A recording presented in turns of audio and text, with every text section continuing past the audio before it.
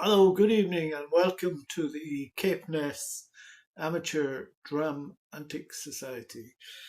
This evening, I'm going to do part one of a two-part tasting.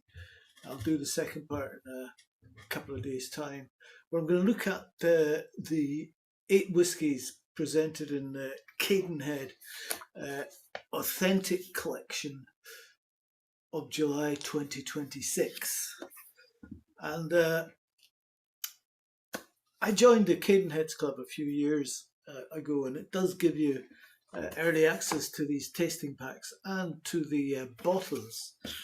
I think it cost me £50 to join the Cadenhead Club, and that gets you a polo shirt, uh, a pen, uh, and access to the Cadenhead Club bottlings, which are released maybe once or twice a year. Also, tastings and such like that are held in the shops, the Cadenhead shops. I'm also a member of the Springbank Society, which I think is now closed to new members.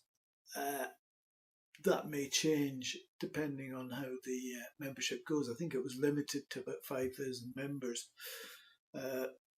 But yeah, you get these tasting packs, and it contains 2 cl samples of the latest releases, which haven't been released yet. I think they're released on the 31st of July, but this is a first look at them. So in the first four I'm going to do for this evening are the DUFFTOWN-GLENLIVET 2009 16-year-old at 50.2%, the LOMOND 1997 29-year-old at 42.1%, the GLASGOW 2015 10-year-old at 55.2%. And the final one tonight will be the GLENFARCLAS 2003 23-year-old at 51.6%.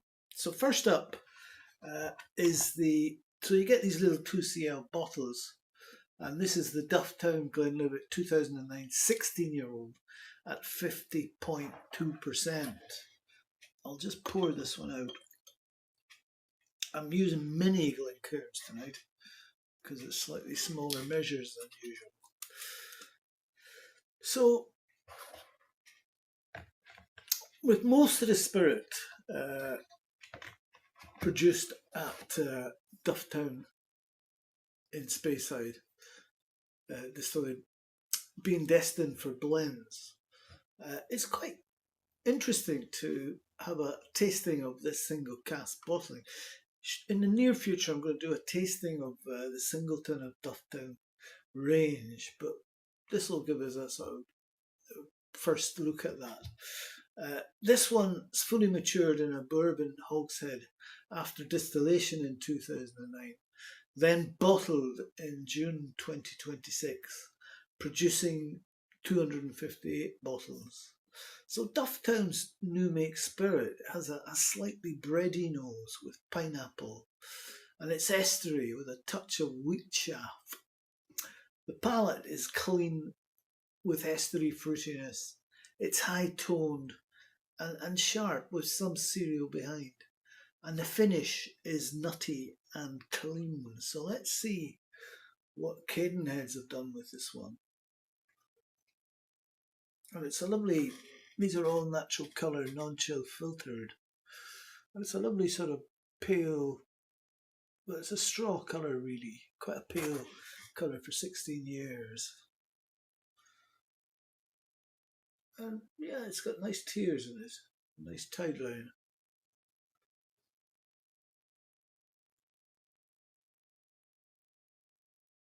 And it's very gentle, very, very gentle.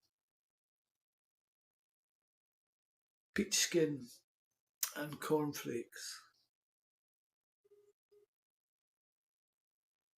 There's a bit of honeycomb, Mirabelle tart, and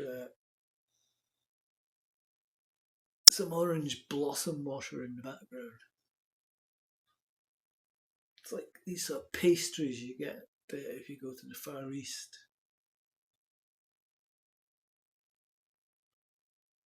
get some Turkish delight,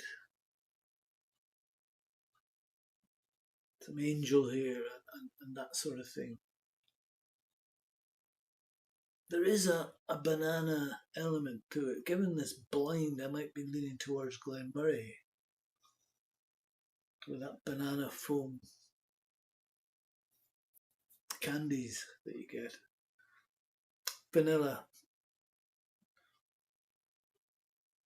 green apples,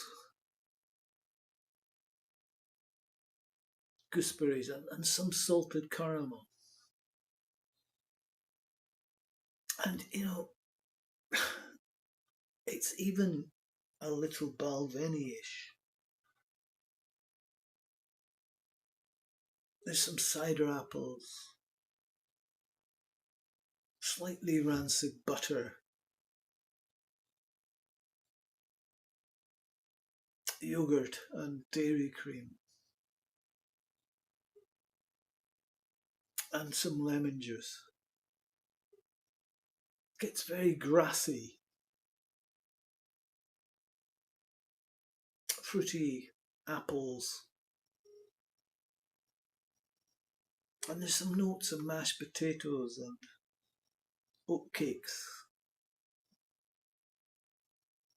Hints of juniper berries. You know when you get a juniper berry and press it in your fingers and then smell, you get that sort of hint of it.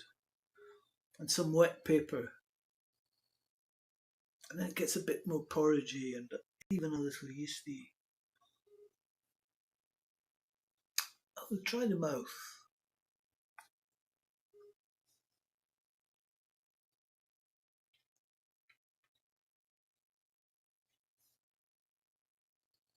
So this one's at 50.2%. And I'm still getting that Balvenie-ish nature to this whiskey.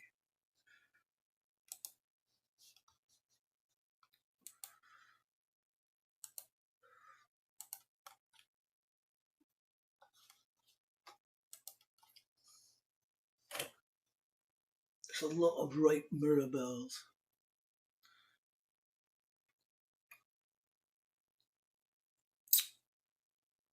Honeys, bergamots, and just a touch of varnish that makes it a little messy.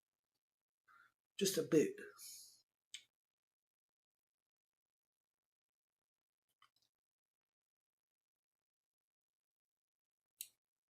It's very sweet and simply fruity without the sour notes. You get some apple strudel, damson jam, kiwi fruit.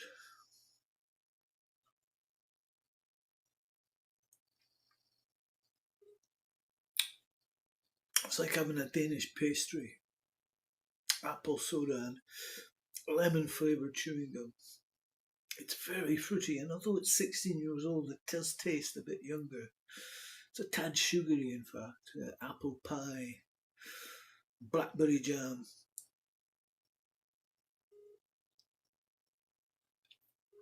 lemon pie, ginger tonic, and a sort of vanilla fudge.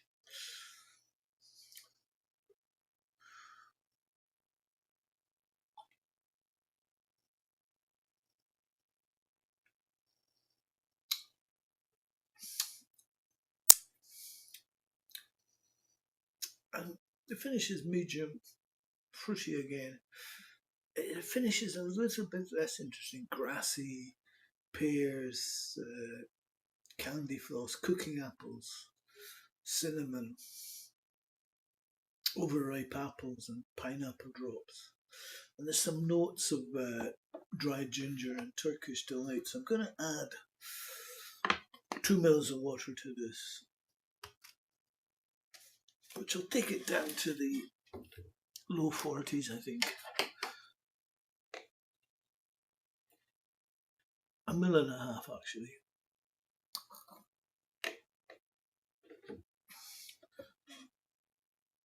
Some lovely versimetry in this one.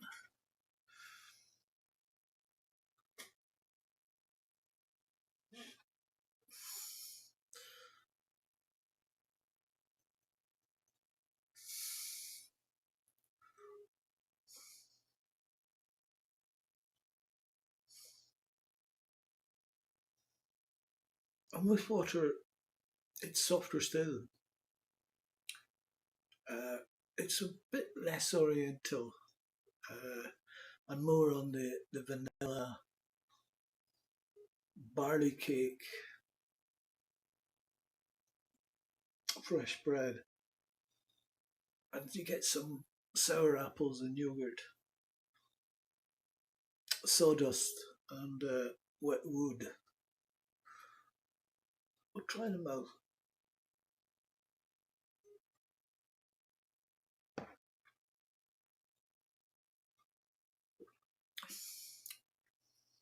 And there's definitely a soapy touch coming out. It's fine otherwise, shortbread and apple pie. I think it tends to lose focus a bit with water.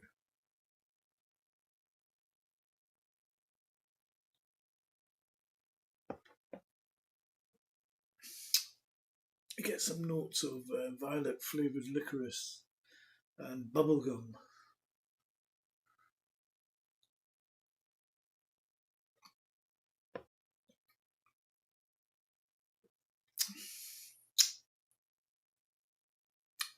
And the finish is quite long, sweet, fruity with notes of icing sugar and violets again, like a sort of violet liqueur.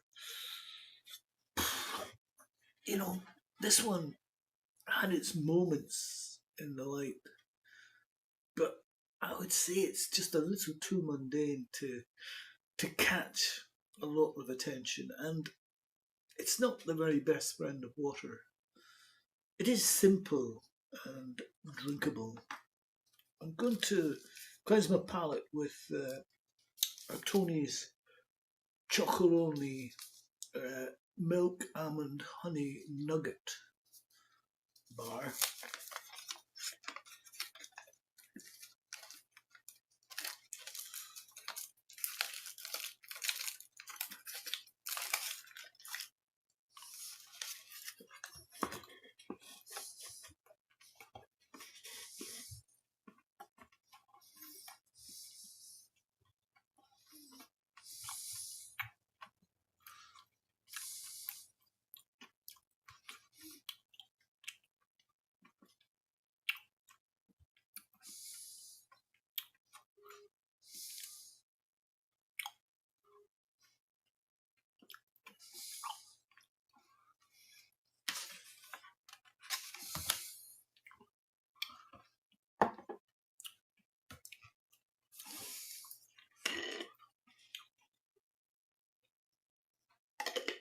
So now we're moving on to the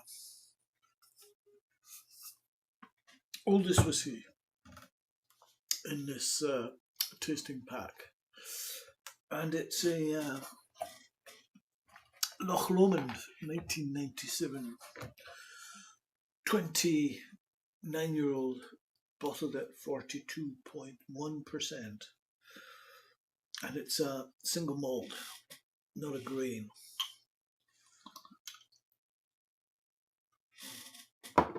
So Loch Lomond and I have a little bit of a mixed relationship. I remember my brother and I tasted, I think, the Loch Lomond 18-year-old way back, nearly 8 or 9 years ago, and we decided it wasn't the best of stuff. Now my father doesn't drink now, and he sometimes gets a visitor in who tends to go on a bit, and we gave him this bottle of Loch Lomond. Well, he could have his apple juice, pretending he would give this rather windbag some Loch Lomond, but he kept coming back, so it didn't put him off. So Loch Lomond has 4 sets of stills, and it has the rare ability to produce 11 unique spirit styles. And this 29-year bottling was distilled in 97, then re-wrapped into an Oloroso hogshead in 2025, before bottling in June 2026, producing 156 bottles. So let's see what we've got here. It's a lovely dark colour, almost sort of not mahogany. It's more a sort of chestnut brown.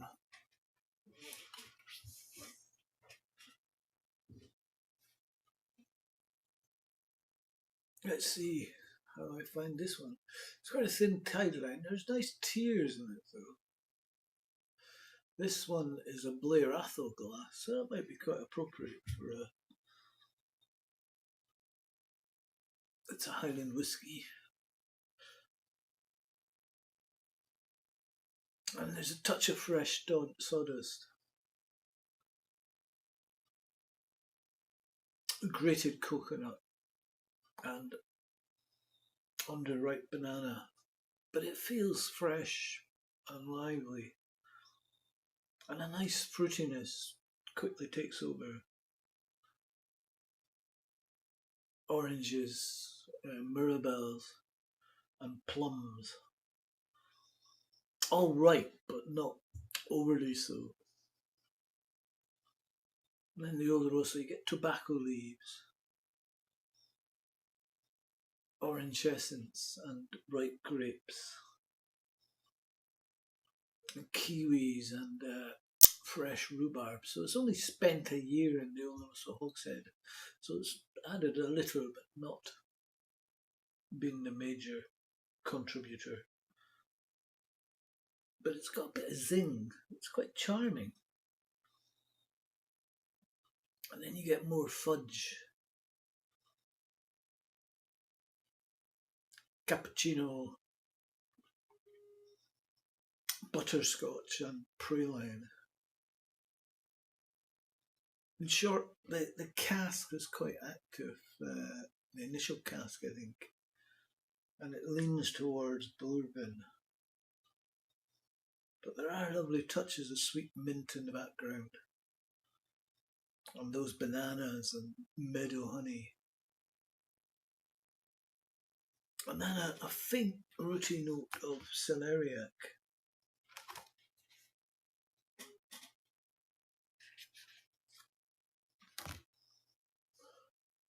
It's quite a pretty nose.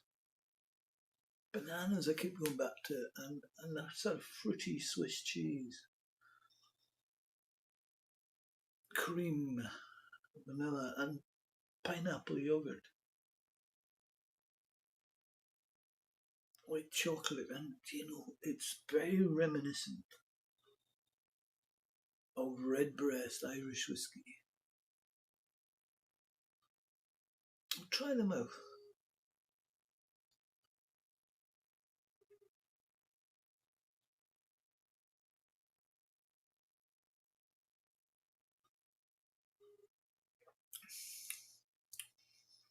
And it's quite delightful.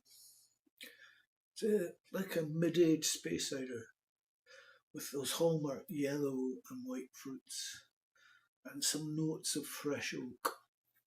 It's elegant with a controlled tannic grip. It's not hugely full-bodied, but I think that suits it perfectly.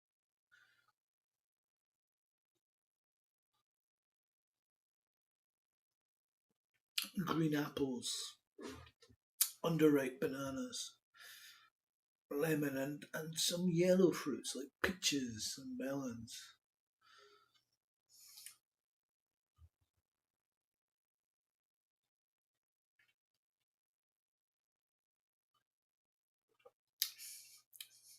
Hazelnut.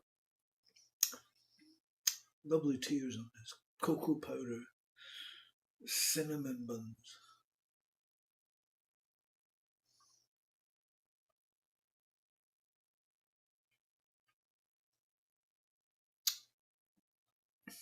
Honey. Mangoes.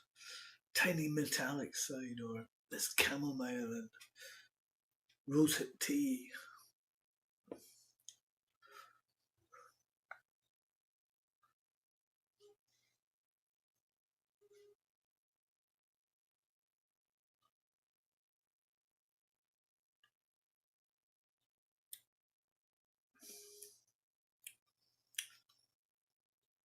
And the finish is medium in length, with a curious salinity. Where would that have come from? There's some hay, spearmint, orange bitters, and also touches of agave.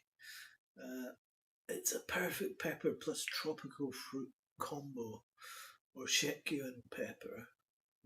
I'm going to add. This one was at 42.1%, so I'm only going to add a mil to this. I wonder why it's at 42.1%. Did they have a cast that had a big angel share? I wonder. Nice symmetry in this one.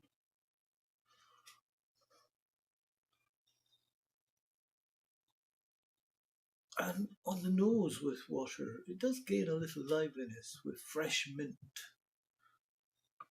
and rhubarb and acacia syrup, elderflowers, copper coins, heather and papayas. Try them out.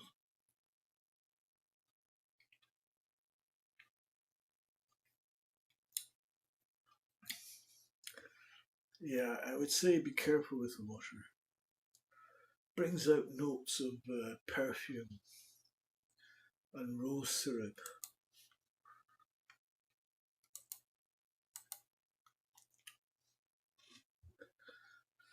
Otherwise, it remains fresh and fruity with a lovely crisp green apples of all shapes and sizes.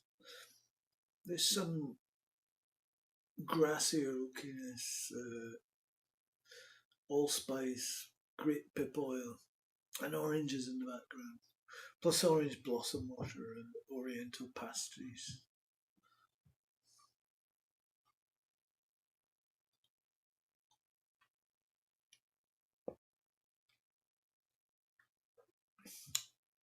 And the finish is medium in length. It's fresh, elegant, with a fair hint of pastis this time. Now, this is absolutely exquisite, in the style of some Irish whiskey, Bushmills, or even Little Mills, or Redbreasts. Certainly one worth looking at, but I think it's you get a tasting card with these whiskies, and it also tells you the price, and the price of this one is £200. It's also got some tasting notes on it. Right, time to cleanse the palate again.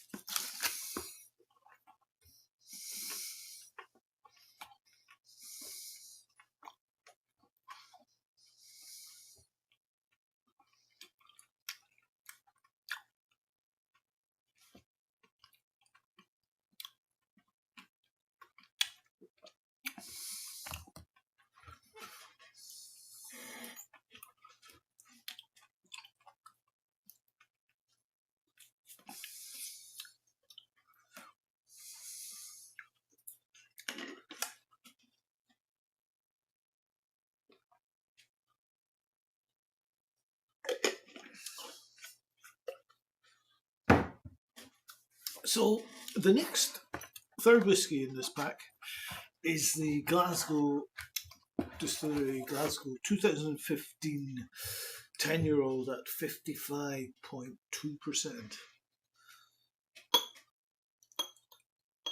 Now, Glasgow Distillery, I've walked past it a few times. Visit Glasgow a lot. I've got a son who lives there. I've never been there, and I really should. It was founded in 2014 and was Glasgow's first new independent single malt distillery in over 100 years. This 10-year-old expression was distilled in 2015, then re-racked into Manzanilla, a Manzanilla hogshead in 2022. So 4 years in Manzanilla before bottling in June 2026, producing 252 bottles. I like Loch Lomond. I've got a bit of a mixed relationship with Glasgow whiskey. Not so much the whiskey, it's the gin they produce called Macar. I just not keen on Macar gin. I've tried one or two of the whiskies, and I may have tried their own no age statement Manzanilla cask finished whiskey. I'm not sure if I reviewed it on here, and I thought that was not bad. So, but Glasgow's new make spirit on the nose is clean, fresh, and it's fruity, full of pears, and it's rather soft without any varnish, acetone, faints, yeast, or whatnot. You get a little vanilla though. It seems that they went for a light, fruity style of new make. The palate is rather soft, balanced, with pears once again, which is sort of normal in new make spirits. Then rather peaches and lemons, and the mouthfeel of the new make is slightly oily. To give you an idea, it's a bit akin to an unpeated Ardmore, although not many people will have tasted unpeated Ardmore. I think that's called Ardlair, but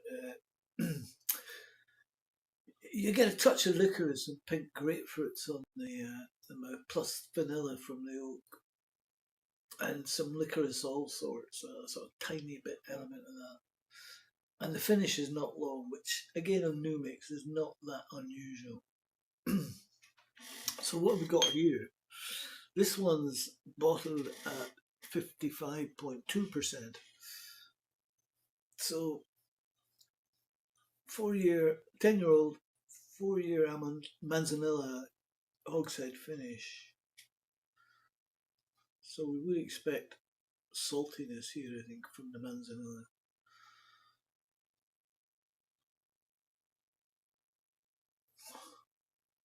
Some nice tears. They do tend to evaporate 50-50 with clinginess. And it's big, sweet, salty, and creamy. It's vibrant, sort of neon red. Campfires and smoked meats,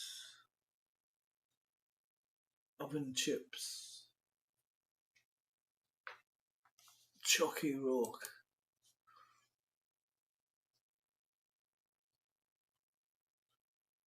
It's quite savoury.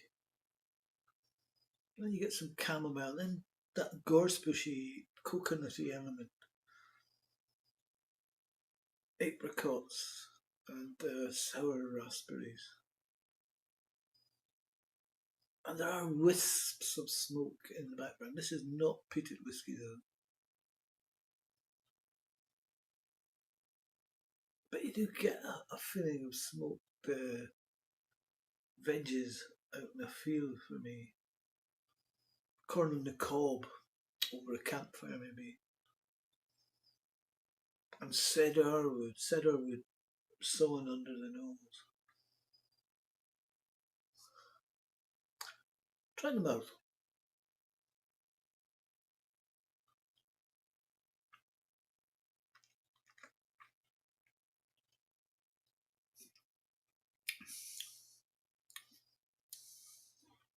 Do you know what?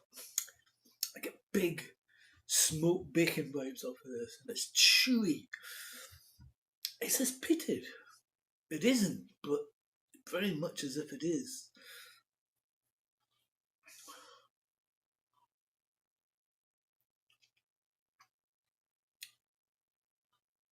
It's like a big bold Shiraz wine, chicken tandoori with all that funky yogurt marinades seeping in.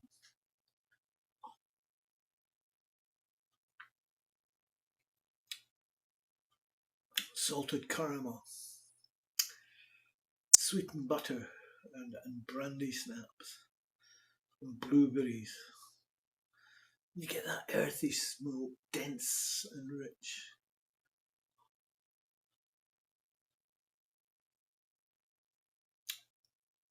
I don't know where the smoke is coming from in this whiskey, but there is a nice sweet balance between the edgier smoke and it's quite sharp.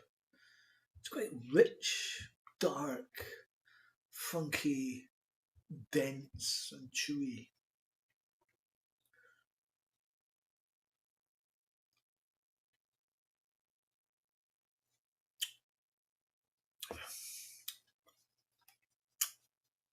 And it finishes like some red apples and barbecue sauce, cola syrup, aniseed, chili flakes. It's a bit farmy.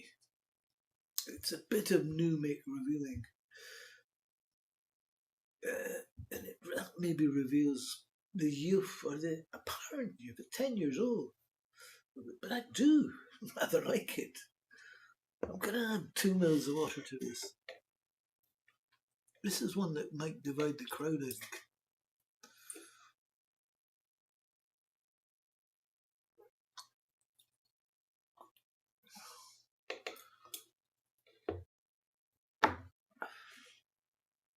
And again, there's some nice symmetry going on here. So Glasgow. Let's see what water reveals. One of my favourite versions of I Belong to Glasgow is by the American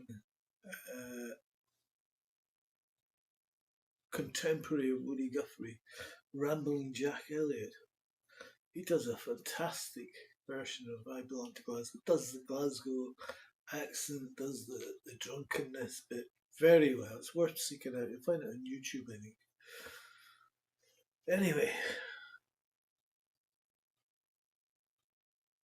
and you get a wee bit of sulphur at first. But if it can be, it's good sulphur. Like strut matches and burnt toast. And you get lots of sherry, typical dried fruits and cherries. It stands out from other sherry casks through the acidity of the manzanilla. It's zingier on the nostrils. There's a nice almond note. Remember what our tasting accompaniment is as well, and a touch of damp dunnage oak in the background. Try them out.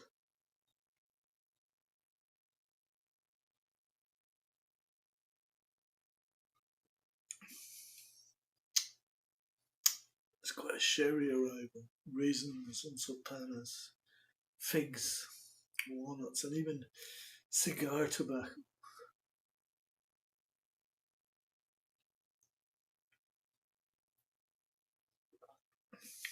You get a meaty note around the mid palate, bitter dark chocolate towards the back.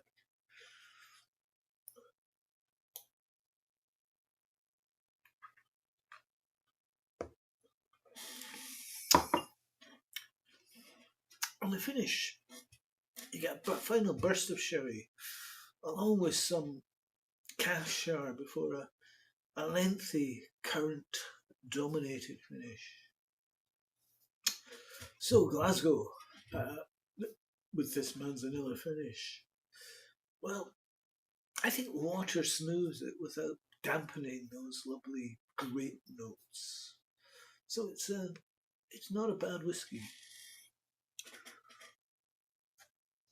I'm going to cleanse my palate again with my Chocolonely, Tony's Chocolonely. I wonder who Tony is.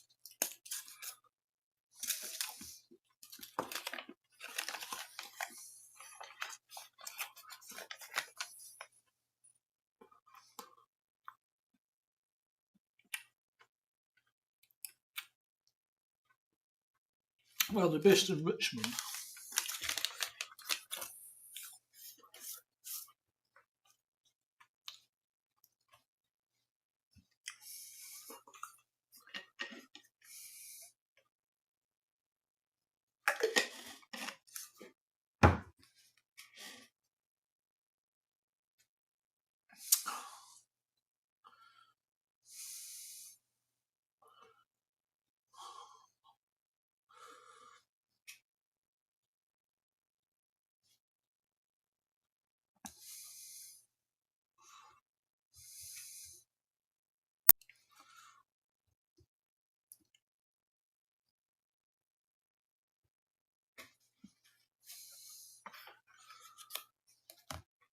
So, for the fourth whisky and the final one of this first part of this tasting, and is the Cadenhead Glenfarclas 2003 23-year-old at 51.6%.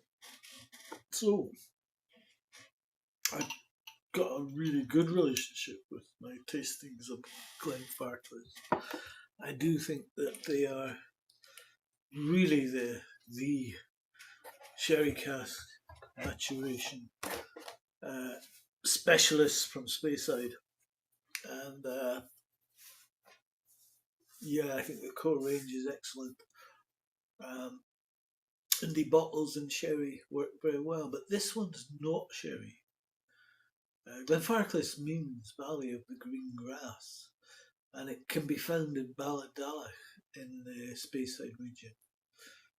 It was distilled in 2003, then finished in a red wine hogshead since 2019, before bottling in June 2026, producing 228 bottles. Now, I know that Glenfarclas has done some port pipe maturation releases. I think there was one in 1981. There was a 20-year-old a few years ago. But it's not something, a red wine finish is not something I've ever come across. This one is 7 years in a red wine hogshead, so 16 years in what must have been probably refill bourbon, and then 7 years in a red wine hogshead. So the new make spirit of Glenfarclas is big, heavy, and fruity, and it's quite earthy and deep, and it can be quite powerful with a touch of peat smoke. The palate starts quite dry, a bit closed and tight, with the earthy note continuing. It's ripe, dense, and old-style whisky, and the finish is brooding with a hint of fruit. So let's see what Cadenhead's red wine hogshead finish. Don't know what the red wine is. Hopefully not Shiraz, like Glasgow Distillery's gin, and Loch Lomond 18-year-old. I'm not too fond of Shiraz red wine. Pinot Noir is my favourite. Hopefully it tends more towards that. Lovely tears on this. 23 years old, 51.86%.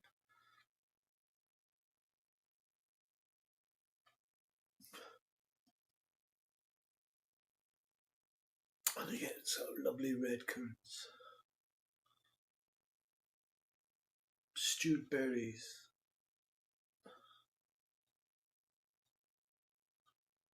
Tin peaches and kumquat.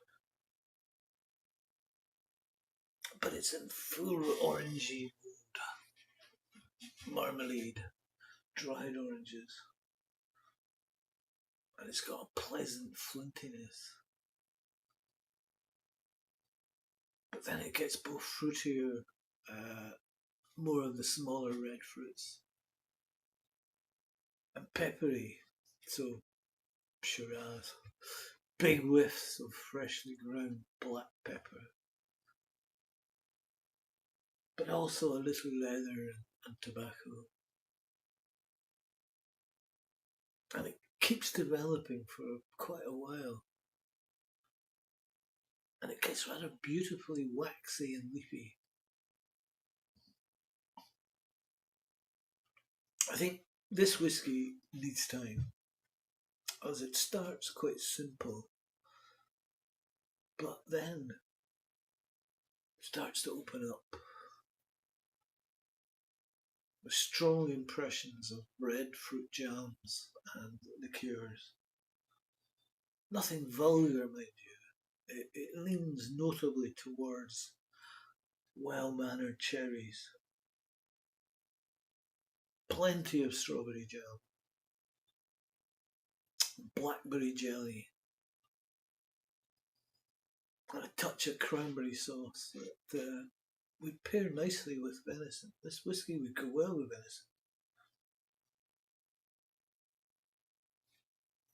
Venison with a red wine sauce. Let's try them out. Lovely tears on this.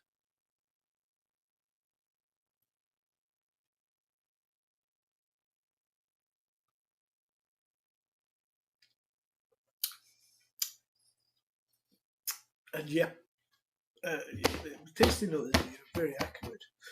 I'd get the raspberries, the Victoria sponge cake, and the candied lemon slice, but also get spicy red fruit jam, green pepper, cinnamon, clove, and caraway.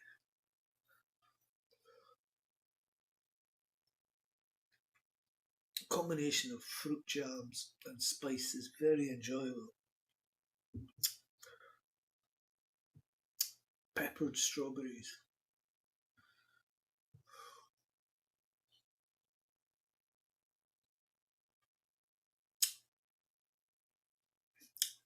Ginger, cloves, blackberry jelly, Seville oranges, fresh walnuts,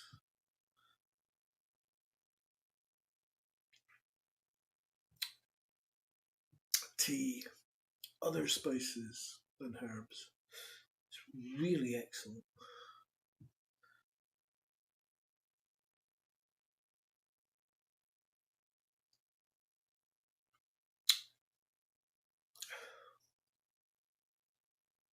And the finish is flinty.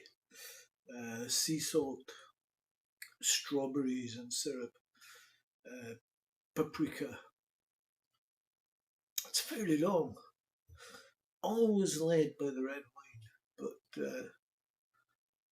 it's been carefully arranged, the meeting of these two. 2 mils of water to this. This one's at 51.6%.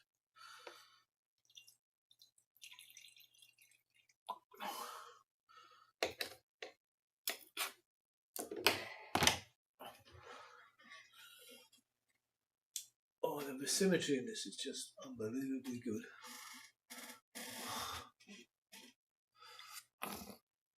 So I was expecting Glenfarclas and red wine cast to clash, but I'm not convinced that's the case at all. Let's see. And there's not much changed. There's a combination of cinnamon, mild bell pepper, and cherry stalks.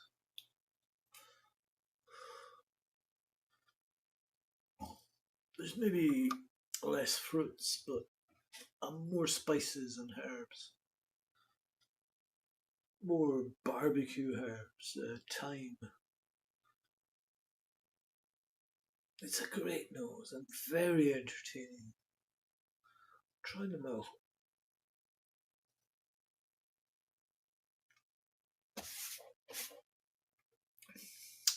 And now citrus bursts from the woodwork. Bitter orange, pink grapefruit, and a dab of green oak honey.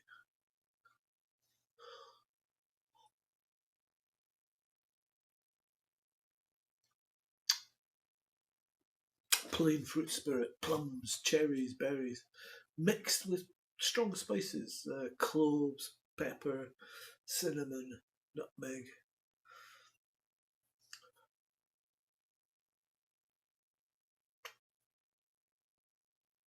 And chocolate plus mocha. And it improves after a while, getting a little fresher, fruitier, and more playful.